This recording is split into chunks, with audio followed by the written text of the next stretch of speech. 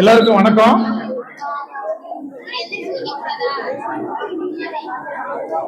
இந்த அரசு மேல்நிலைப்பள்ளி செம்பட்டி இந்த பள்ளியில் இன்னைக்கு நடக்கிற தமிழ் கூடல் விழா சிறப்பாக துவங்கி இருக்குது. முக்கியமாக சொல்ல போனால் இன்னைக்கு ஒரு புத்தக வெளியீட்டு விழா நடத்துகிறாங்க. இதில் என்னை அழைச்சதுக்கு முதல்ல பள்ளி நிர்வாகத்துக்கும் எங்களோட பட்டுக்கோட்டை தமிழாசிரியர் செந்தமிழ் செல்வி அவர்களுக்கும் முதல்ல நன்றி தெரிவித்துக் கொள்கிறேன். நானும் உங்களை போல மாணவர்கள் இருக்கிற இடத்துல தான் பணி செஞ்சுட்டு இருக்கிறேன். இது இதுவரைக்கும் பார்த்ததுல 2வது மாணவரோட புத்தகம். இதுக்கு முன்னாடி ஒரு புத்தகம் ஒரு மாணவி 6ஆம் வகுப்பு மாணவி எழுதியிருந்தாங்க. இன்றைக்கு இது 7ஆம் வகுப்பு மாணவி எழுதியிருக்கிறாங்க. அது இந்த பள்ளியில ரொம்ப பெருமைக்குரிய விஷயம். இந்த புத்தகம் இப்ப 8ஆம் வகுப்பு. இந்த தர்ஷினிங்கிற இந்த எழுத்தாளர் உங்க பள்ளியில இருக்கிறது உங்களுக்கு எவ்வளவு பெரிய பெருமையா இருக்குது. உண்மையிலே பெருமையா இருக்குன்னு ஒரு தடவை எல்லாரும் அவங்க பாராட்டுற விதமா கைத்தட்டுங்க பார்க்கலாம்.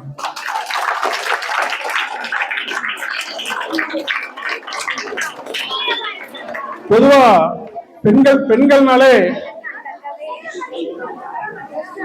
பெண்கள்னாலே பெரிய போராட்ட வாழ்க்கையா இருக்கும்.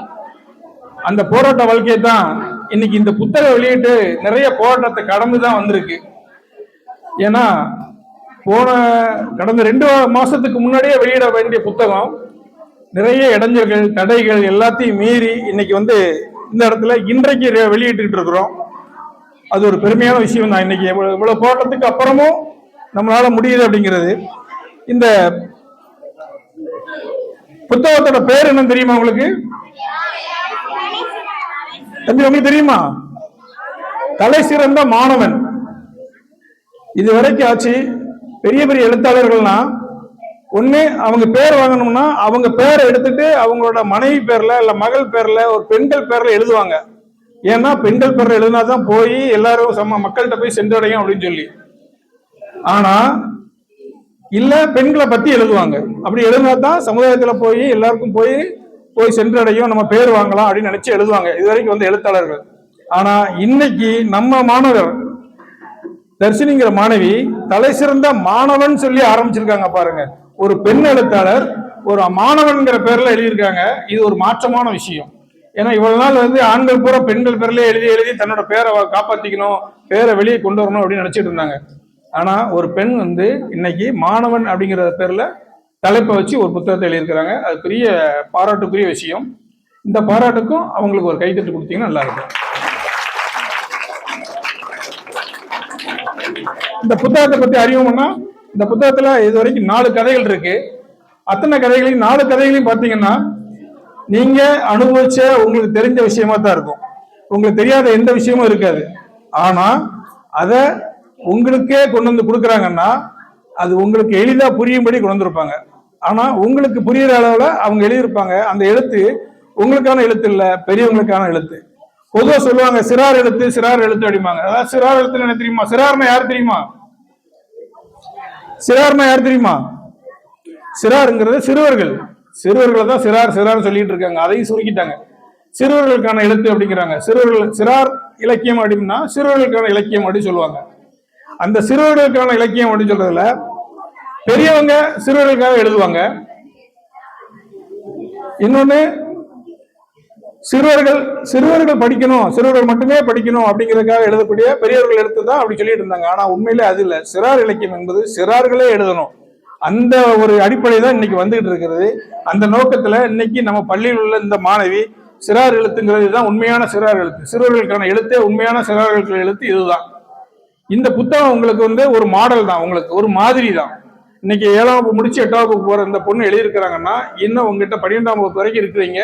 உங்களுக்கு இது போல இந்த கதை 4 கதை தான். அந்த 4 கதையை வாசித்து பார்த்தீங்கன்னா தெரியும் இது போல சம்பவங்கள் நம்ம வாழ்க்கையில நடந்திருக்கு அப்படின்னு. எல்லாருக்கும் நம்ம சம்பவங்கள் நடந்திருக்கும். ஆனா அதை எழுத்துப்பூர்வமா கொண்டு வரணும். அந்த கொண்டு வரதுக்கான முயற்சி இது போல புத்தகங்களை வாசிக்கிறதுல இருந்தா கிடைக்கும். அதுக்கு காரணம் என்னன்னா உங்களுக்குள்ள ஆசிரியர்கள் உங்களை தூண்டி விடணும். தூண்டுதலுக்கு என்ன செய்யணும்னா நூலகங்கள் போய் வாசிக்கிறீங்க. புத்தக வாசிப்புன்னு ஒரு விஷயம் இருந்தா மட்டும்தான் அடுத்த புத்தகமே படைக்க முடியும். நீங்க பாட புத்தகத்தை மட்டும் படிக்கணும்னு அவசியம் இல்லை. பாட புத்தகத்தை தாண்டி நூலகத்துல போய் மற்ற புத்தகங்களும் வாசித்தீங்கன்னா ரொம்ப எளிதா மற்ற எழுத்தாளர் ஆகிறதுக்கான வழிமுறைகள் இருக்கு. இது எளிய முறையில ரொம்ப சின்னதா தான் இருக்கும் கதைகள், 4 கதைகள். நல்லது செய்யணும் அப்படிங்கிற ஒரு நோக்கம். இன்னொன்னு படிப்பு முக்கியம். படிப்பு எவ்வளவு முக்கியம் அப்படிங்கிற விஷயத்த சொல்லியிருப்பாங்க. உங்களோட அனுபவத்துல ஒவ்வொரு கதையா எடுத்து பார்த்துக்கலாம். இதுல 4 கதைகள் இருக்கு. 4 கதையை நீங்க படிச்சீங்கன்னா உங்களுக்கு எளிதா புரியும். சரி, இதுக்கு முன்னாடி ஒரு மாணவி சொன்னேன், அது எங்கன்னா இதே விருதுநகர் மாவட்டத்துலதான் வெம்பாக்கோட்டைங்கிற கிராமம். வெம்பக்கோட்டைங்கிற கிராமத்துல இதே மாதிரி ஒரு அரசு பள்ளி தான். அந்த பள்ளியில 6ஆம் வகுப்பு மாணவி. அங்க என்னன்னா ஒரு தமிழாசிரியர். அந்த தமிழாசிரியர் போய் சேர்ந்ததுமே அவங்க எப்பவுமே எந்த பள்ளிக்கு போய் தமிழாசிரியரா சேர்ந்தாலுமே நீங்களாம் ஆசிரியர்கள் என்ன சொல்லி கொடுவீங்க? தமிழாசிரியரா ஐயா, வேற அம்மா.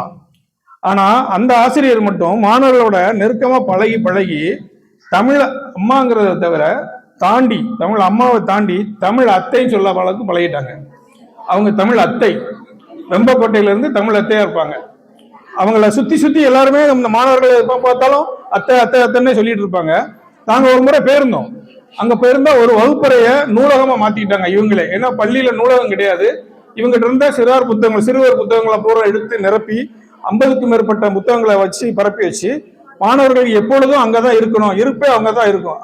அவங்களோட பணியே என்னன்னா மாணவர்கள் எப்பொழுதும் வாசித்துக்கிட்டே இருக்கணும். ஓய்வு நேரங்கிறதே படிப்பு பாடப்புத்தகத்தை தாண்டி நூலகத்துல இருக்கணும் அப்படின்னு. இந்த மாதிரி வச்சுட்டு இருக்கும்போது இந்த தமிழத்தையோட முயற்சியில மாணவர்களுக்கு கொடுக்கப்பட்ட பயிற்சியில ஒரு மாணவி 6ஆம் வகுப்பு மாணவி இவங்க சொன்ன கதைகள்லாம் கேட்டு இருக்கிற புத்தகத்தெல்லாம் படிச்சுட்டு அந்த பொண்ணு தனியா ஒரு கதை எழுதாச்சு. அது எழுதின உடனே அந்த வெம்பக்கோட்டை ஆசிரியர் தமிழத்தை அவங்க ஒரு பதிப்பகம் வச்சிருக்கிறாங்க. அவங்க சொந்த பதிப்பகத்துல அந்த பதிப்பகத்தோட பேரு போன்சாய் பதிப்பகம். போன்சாய்ன்னு என்ன தெரியுமா? போன்சாய்ன்னு என்ன தெரியுமா? அதாவது போன்சாய்ங்கன்னா சின்ன மரங்கள். சில கடைகளை பார்த்துருப்பீங்களா, கிண்ணத்துக்குள்ள ஒரு மரம் இருக்கும், அது வளரவே வளராது, தண்ணி எவ்வளவு ஊற்றினாலும் அவ்வளவுதான் இருக்கும். குறுகிய மரங்கள் தான், ஆனா நல்லா இருக்கும். அப்ப எப்பவும் அப்படியே இருக்கும். அது குழந்தைகளுக்காக அப்படிங்கிறதுனால அந்த பதிப்பகத்தை போன்சாய் பதிப்பகம்னு ஒண்ணு வச்சாங்க. அந்த பதிப்பகத்துல இருந்து அந்த புத்தகத்தை வெளியிட்டாங்க. நாங்க போய் சந்திச்சிருக்கும் போது இந்த ஊர்ல இருக்கிற அண்ணன் தான் நேர்காணல் பண்ணாங்க.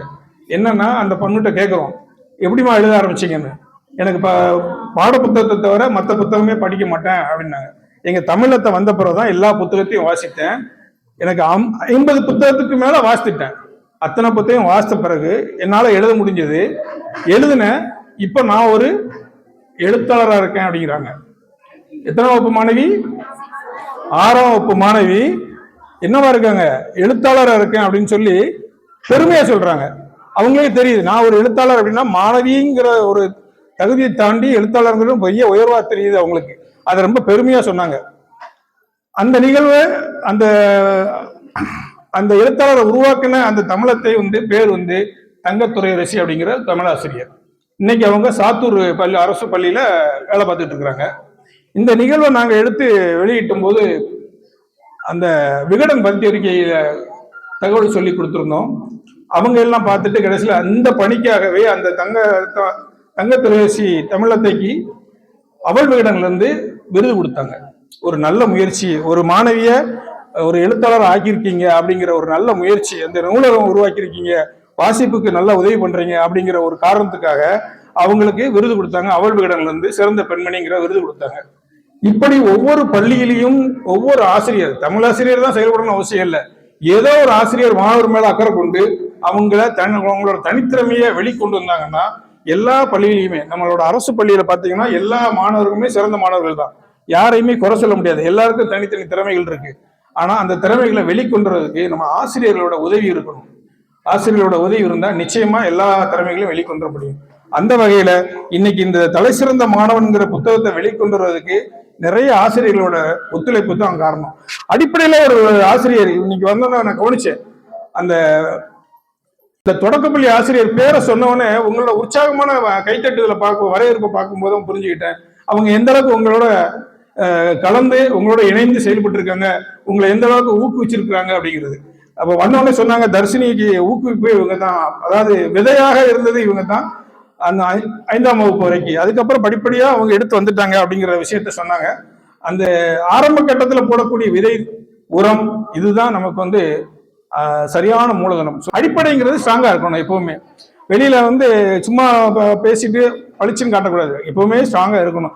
அதனால ஆரம்ப கட்டத்தில் போட்ட அந்த அடிப்படையை வந்து உரம் வந்து ரொம்ப ஸ்ட்ராங்கா போட்டதுனால இன்னைக்கு பாருங்க 7ஆம் வகுப்பு முடிக்கும் போதே ஒரு படைப்பு வந்துருச்சு. இன்னும் வருங்காலத்துல இன்னும் இருக்குது, எத்தனையோ வருஷங்கள் இருக்குது. இவங்க இன்னும் நிறைய புத்தகங்களை வாசித்து வாசித்து இதுக்கப்புறம் இதுக்கு அடுத்தது இன்னொரு விஷயம் பார்த்தீங்கன்னா, இந்த புத்தகத்தை வாசிக்கும் போது இது வந்து மாணவர்களுக்காக எழுதப்பட்ட புத்தகமே இல்லை, பெரியவங்களுக்கு எழுதப்பட்ட புத்தகங்கள், பெரிய மாணவர்களுக்காக எழுதப்பட்ட புத்தகங்கள். அதனால இந்த புத்தகங்கள் வந்து உங்களுக்கானது இல்லை, உங்களையும் தாண்டி இருக்கு. அதனால நீங்க இதை வாசிக்கும் போது உங்களுக்கு இன்னும் சிறந்த ஒரு எழுத்து பயிற்சி கிடைக்கும், வாசிப்பு பயிற்சி கிடைக்கும். இந்த பள்ளியில நூலகங்கள் இருக்கும்போது நூலகங்களை பயன்படுத்துங்க. நூலகத்துல தான் உங்களோட தேடுதலே உள்ள, தேடுதலுக்கான புதையலே அங்கதான் கிடக்குது. அதனால நூலகத்தை கண்டிப்பா பயன்படுத்துங்க. ஆசிரியர்கள் சொல்றது, ஆசிரியர்களோட ஒத்துழைப்பு கொடுங்க.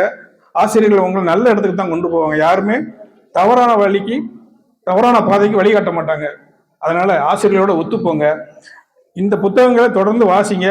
இது போல இந்த பள்ளியில இன்னும் இந்த ஆண்டு புதுசா துவங்கியிருக்கு, இந்த ஆண்டு இன்னும் சில எழுத்தாளர்கள் வெளியே வரணும், அந்த நிகழ்வுக்கும் நாங்க வரணும் அப்படிங்கிற எங்களோட விருப்பத்தை தெரிவிச்சுக்கிறேன். உங்க எல்லாரையுமே ஒரு படைப்பாளரா பார்க்கணுங்கிறது நான் சார்ந்திருக்கிற புத்தக வாசிப்பு நற்பணி மன்றத்தின் சார்பில் தர்ஷினியை வாழ்த்துவதோடு உங்கள் எல்லாரையுமே வாழ்த்தி விடைபெறுகிறேன். நன்றி, வணக்கம்.